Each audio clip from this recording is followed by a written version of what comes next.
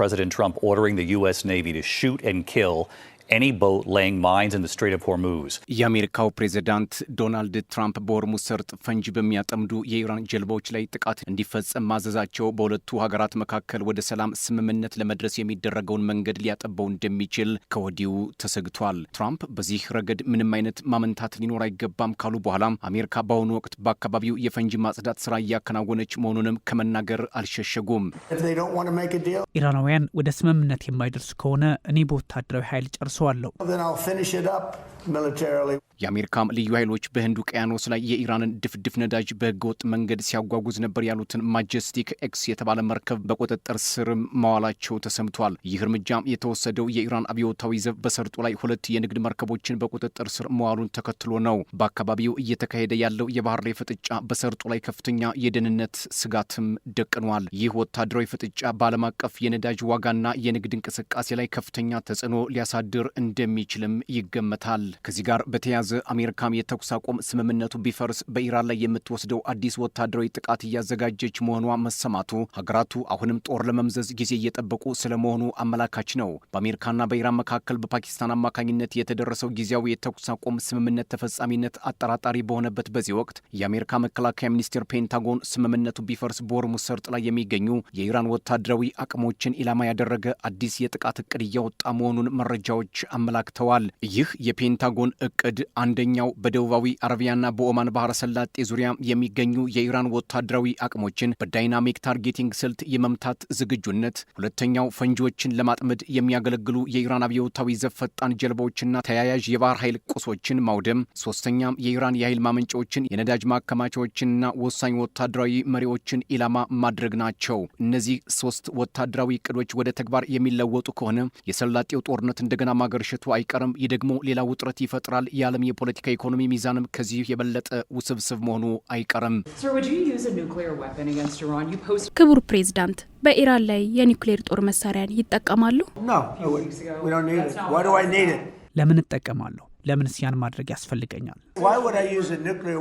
ይህ አዲስ ወታደራዊ እቅድ ወደ ተግባር ለመቀየር መቃረቡን የሚያሳይ ምልክት ከፔንታጎን ባለስልጣናትና ከትራምፕ መውጣቱ ኢራን ይበልጥ ጦሯን እንድታዘጋጅም በር ከፍቷል። ቴሄራን የአሜሪካን የባህር ላይ እገዳ የተኩስ አቁም ስምምነቱን መጣስ ነው ስትል የከሰሰች ሲሆን በሆርሙዝ ሰርጥ ላይ የንግድ መርከቦችን በቁጥጥር ስር በመዋልም ምላሽ እየሰጠች ትገኛለች። ይህም ቀድሞውኑ ደካማ በሆነው የተኩስ አቁም ስምምነት ላይ ተጨማሪ ስጋት ደቅኗል። በሆርሙዝ ሰርጥ ላይ የንግድ መርከቦችን ደህንነት ለማስጠበቅ በሚደረገው ጥረት የፕሬዝዳንት ትራምፕ አስተዳደር ከባድ የሆኑ ውሳኔዎች ከፊቱ ተጋርጠውበታል። የአሜሪካ ወታደራዊ እቅድ አውጪዎች እንደሚሉት ሰርጡን ዳግም ለንግድ ክፍት ለማድረግ ያለው ስጋት አሁንም ከባድ ነው። ለፔንታጎን ቅርበት ያላቸው ወታደራዊ ምንጮች አሜሪካም የገባችበት አጣብቂ ውስብስብ መሆኑን ከመናገር አልሸሸጉም። ሮይተርስና ኤንቢሲ ኒውስ የኢራን ወታደራዊ አቅም 100% መውደሙን በማያሻማ ሁኔታ ማረጋገጥ ካልተቻለ ወይንም አሜሪካ ያሉባትን ስጋቶች ሙሉ በሙሉ የመቀነስ አቅም እንዳላት እርግጠኛ ካልሆነች በስተቀር ጉዳዩ የሚያልቀው በፕሬዝዳንት ትራምፕ ውሳኔ መሆኑን መዘገባቸው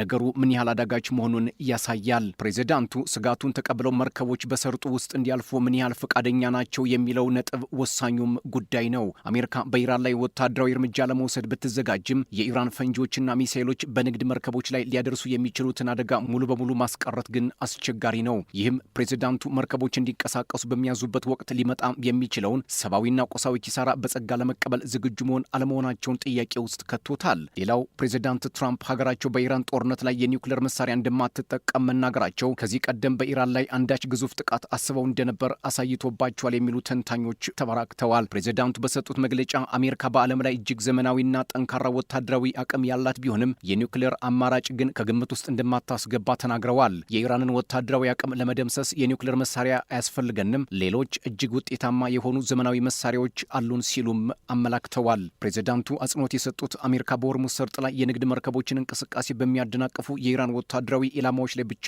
ትኩረት እንደምታደርግ ነው። ትራምፕ የኒውክሌር መሳሪያ እንደማይጠቀሙ መግለጻቸው በአካባቢው ሊፈጠር ይችላል ተብሎ ተሰግቶ የነበረውን ከፍተኛ የጦርነት ስጋት በተወሰነ መልኩ ያረገበው ቢመስልም በተለመደው የጦር መሳሪያ የሚደረገው ፍጥጫ ግን እስካሁን እንደቀጠለ ነው። ወታደራዊ እቅድ አውጪዎች አሁንም በሰርጡ ውስጥ መርከቦችን ማሳለፍ ያለውን ከፍተኛ ስጋት እያጠኑ ሲሆን የፕሬዝዳንቱ ውሳኔ በአካባቢው ያለውን የኃይል ሚዛን እንዴት እንደሚቀይረውም እየተጠበቀ እየተጠበቀ ነው። ይህ በእንዲህ እንዳለ አሜሪካ በኢራን ላይ የምትከተለው ከፍተኛ ጫና የማሳደር ስትራቴጂ የቀጠለ ሲሆን በሆርሙዝ ላይ የተጋረጠውን የባህር ላይ እገዳ ለመስበር የተለያዩ አማራጮች እየታዩ መሆኑም ተዘግቧል። አሜሪካና ኢራን በሆርሙዝ ላይ የሚያደርጉት ውዝግብ በዓለም አቀፍ የነዳጅ ዋጋና በባህር ትራንስፖርት ደህንነት ላይ ከፍተኛ ስጋት የደቀነ ሲሆን ዓለም አቀፉ ማህበረሰብም ሁኔታውን በቅርበት እየተከታተለው ይገኛል።